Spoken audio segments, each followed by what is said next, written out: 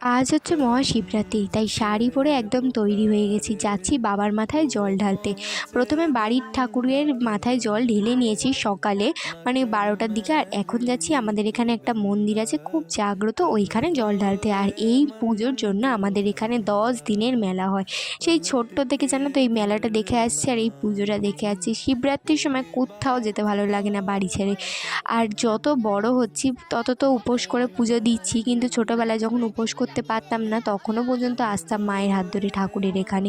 তো এখানে দেখো আমাদের দুটো ঠাকুর উঠেছে, শিব দুর্গা, আর পাশে তো ঠাকুর আছেই বাবা শিব। আর এইটা হচ্ছে আসল মন্দির, এর ভিতরেই আছে সমস্ত ঠাকুর দেবদেবীরা, তাদেরকেও তোমাদের দর্শন করাবো আমাদের বাবা পঞ্চাননকে। তো এখানে চলে এসেছি, আর এখানে দেখো ধারে ধারে ছোট ছোট সব ঠাকুর উঠেছে, ঠাকুরের সব অবতারগুলো উঠেছিল পাশে ছোট ছোট।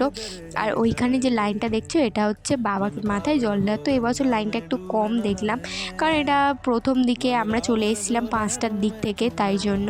তো এখানে মন্দিরের এটা উদ্বোধন হলো, কিন্তু তার আগে তো আমরা উদ্বোধন করে ঢুকেই গেছি। তো আমার শাড়ি পরে কেমন লাগছে একদম বলতে ভুলবে না। তো অবশেষে সারাদিনের পর উপোস করে এখন এসেছি আমি বাবার মাথায় জল ঢালতে। তো এখানে জল ঢালছি এখন বাবার মাথায়। সত্যি বলছি, এখানে জল ঢেলে না একটা আলাদা স্যাটিসফ্যাকশন পাই আমি। তো এখানে চলে এসেছি এখন ধূপ মোমবাতি জ্বালতে। আর আমি না মোমবাতি না কোনোবার জ্বালাতে পারি না, কিন্তু এইবারে আমি দেখলাম যে ঠিকঠাক মোমবাতি জ্বালিয়েছি, কারণ মোমবাতি আমার হাতে পড়ে যায়। তো এই হচ্ছে আমাদের বাবা পঞ্চানন, আর মাঝখানে যে পাথরের মতো দেখছো ওটাই হচ্ছে আমাদের বাবা মহেশ্বর।